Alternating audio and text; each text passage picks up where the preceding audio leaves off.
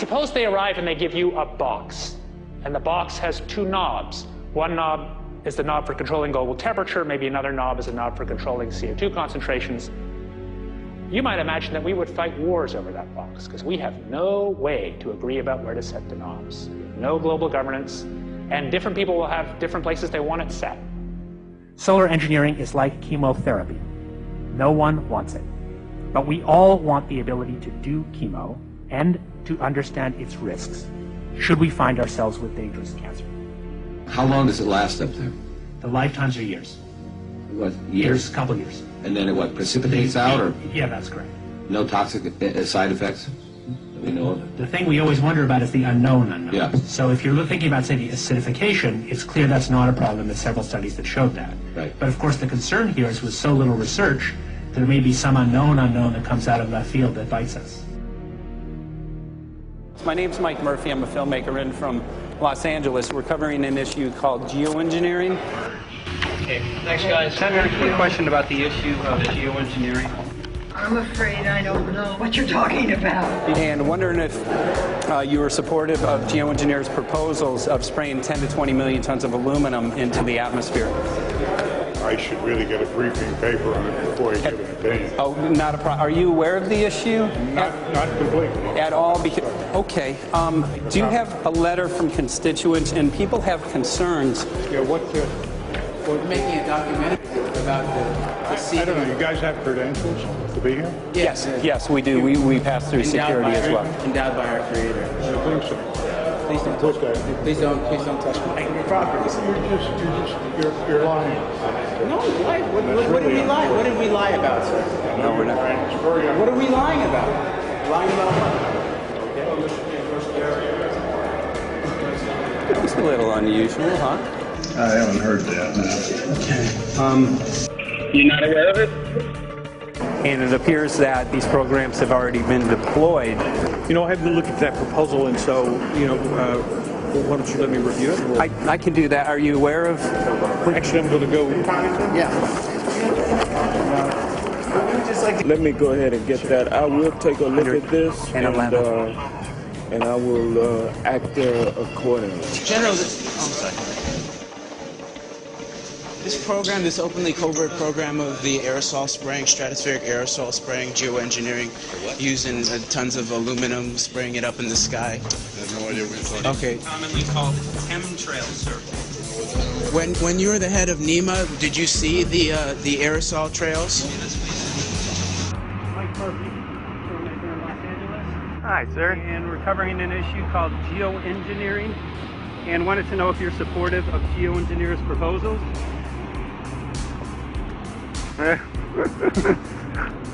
Congressman? Hey, Congressman. I'm wondering if you're supportive of geoengineers' proposals, which is dumping 10 to 20 million tons of aluminum into the atmosphere. Pardon? Okay. You make an appointment to my office. I'm not supportive of it. I haven't looked at it close, so I don't. Have you heard of the issue? Because it's becoming mainstream in public, and there are actually congressional committees which are being formed to talk about these programs. Mm-hmm. Yeah. Well, I think when we drop anything into the atmosphere, we should know prior to the effect of that, right? Yes. And if we don't have the knowledge as to what the effect will be, we shouldn't do it. I think there are 4 different options for thinking about deployment of geoengineering. The first one would be we just ban it. I would argue that one does not want to get too firm a restriction in place on small-scale studies early on because it'll tie the science hands. I think what the science community ought to be trying to do is say, you do small-scale stuff inside this space, and it's a scientific question what that space ought to be. There shouldn't be a lot of oversight and restriction. Congressman? Excuse me. Hi, I'm Mike Murphy from Los Angeles, covering an issue called geoengineering. These guys are running from the geoengineering issue. I wonder why. I'd have to talk to my staff. I don't know what the details on that are. Have anyone made you aware of the issue, or? Sir? Congressman, your committee talked about geoengineering last November. Are you in support of those proposals? I'd love to give you a paper. Geoengineering? You know nothing about the geoengineering issue? Never heard of it. They call it geoengineering, but Yeah, I never heard of it. It's nothing I've ever heard anything about. when we looked up in the air today outside DC, we saw this stuff going on. Quickly, have you heard of geoengineering? No. The proposals to shoot 10 million tons of metals into the air. This committee, Science and Technology, covered it for the first time. No. No, I've never heard of it. So we were very concerned. How you doing? I'm fine. So what? We spoke with Congresswoman Watson's office, and her press secretary, Ms. White, was familiar with Representative Kucinich's Space Preservation Act, which mentioned chemtrails and the weaponization of the atmosphere in space, and then it was pressured to be taken off the bill. Did you see the aerosol spraying going on today over the Capitol? Congressman? Geoengineering carries with it a tremendous range of uncertainties, ethical and political concerns, and the potential for catastrophic environmental side effects. He's not one to do interviews very often, so not unless we usually really pressure him into it. Okay. So don't, all that is, don't hold your breath. As chairman of the Committee of Jurisdiction, I feel a responsibility to begin a public dialogue and develop a record on geoengineering. We want to know if you're supportive of their measures by spraying 10 to 20 million tons of aluminum into the atmosphere? No, I think we need to have more research. Okay. And about the issue of current deployment, there's literally a mountain of evidence that many people believe proves the deployment of these programs. Any knowledge of that? No, there's certainly not a mountain of evidence.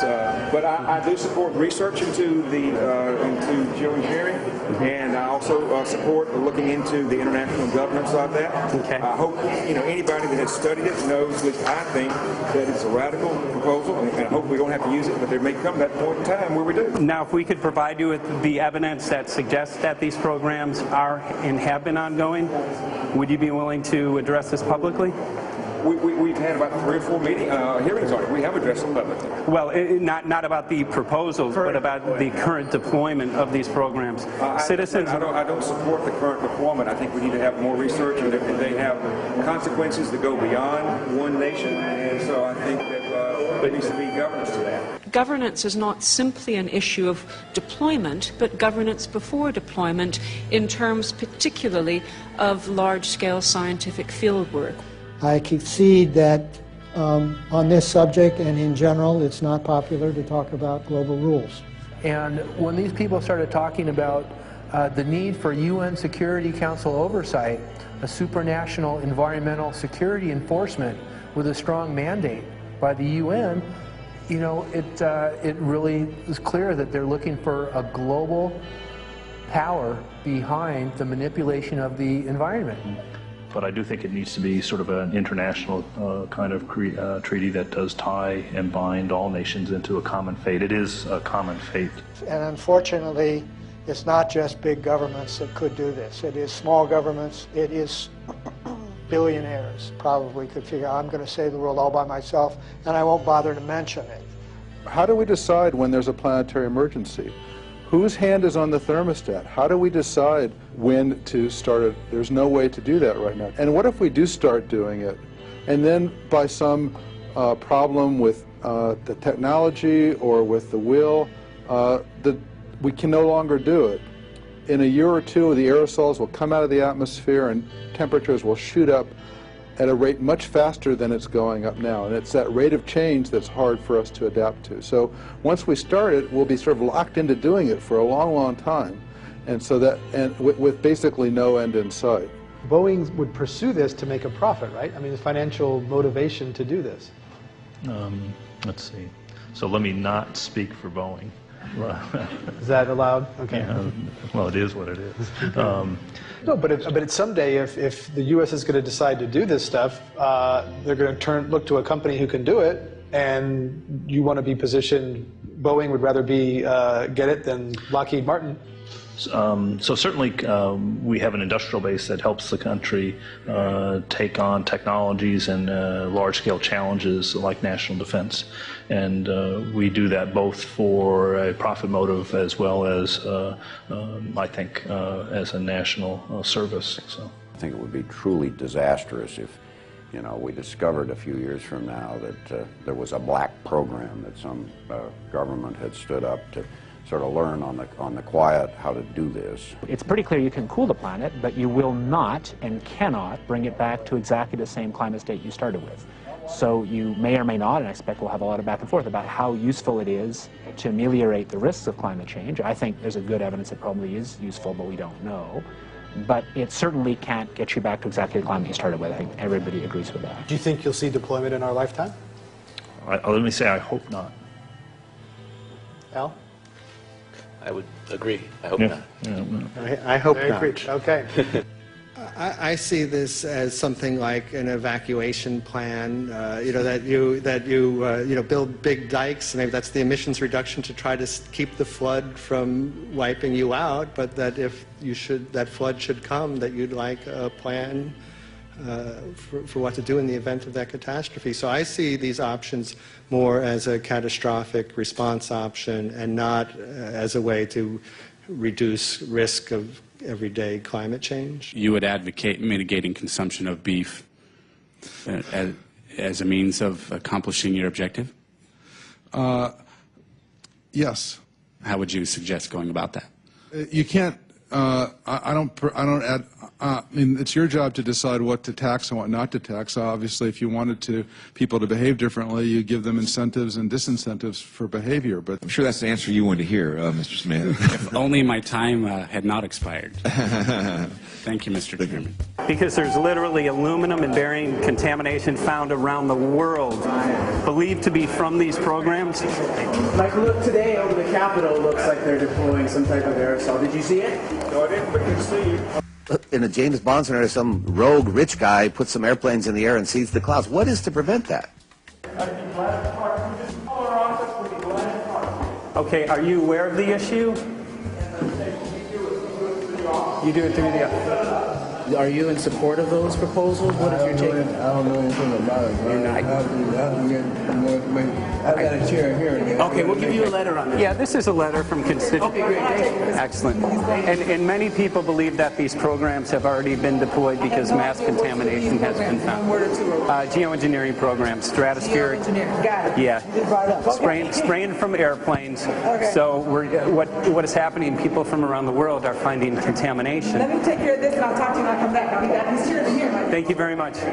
We see that even though we might make the average temperature of the planet about right, the rainfall patterns change some from today. And some places become warmer and some places become cooler. So there are going to be winners and losers in this geoengineering activity if we were to do it. But nevertheless, as David has said, there are reasons why we might consider doing it. Many people are deeply concerned about it because of the toxicity of aluminum, and it has been addressed to Congress in various committees. Would you take a look at a letter from some of your constituents addressing the concerns? Excuse me. Okay. Can I give you a letter from constituents? Are you aware of their proposals of dumping? Gotcha. Thanks. Well, I'm not familiar with it, so I don't know what they're doing. Okay. Well, geoengineers are proposing just that, dumping aluminum and barium into the atmosphere. Why would they do that? Aluminum's a precious metal we can use. Well, the stated goal is to actually cool the planet. However, there's a... Sounds strange. Right, exactly. So they're proposing dumping these metals into the air to block the sun, essentially. We're here just to find out what members of Congress are. I hope we would have a strong hearing on that before we decide to do I would hope so. And there's plenty of evidence that not only suggests that these programs have been deployed, because we're finding contamination of aluminum and barium on the rain, snow, and soil. Okay, thank you. Thank you. LA County has seen a 200% increase of Alzheimer's over the last decade. Tons of ground and water samples showing high levels of aluminum all around our state. Why don't you give me all the information you have I have some very good people I will assign it to. And if you get it to Mr. Lavelle, Okay. we will He's get got it my to card the and right send me an email.